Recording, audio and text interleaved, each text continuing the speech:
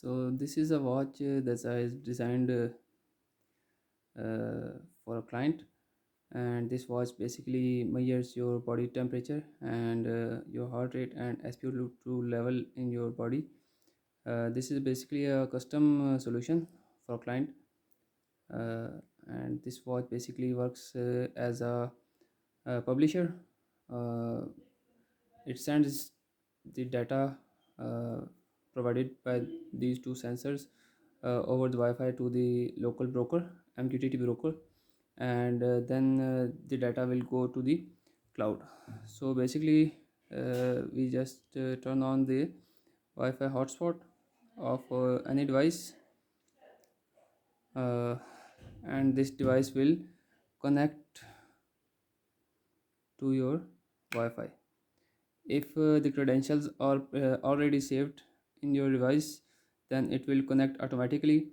Otherwise, it will go into soft AP mode and generate its own Wi-Fi, and then you can connect to the band, and then put the Wi-Fi credentials into the band and restart it, or without restarting, it will connect to the Wi-Fi that you have saved into the band. So this is the temperature. And if I put my, it changes. And let me put it on the wrist. Here I have put it on my wrist, and it's basically showing me the vitals of my body.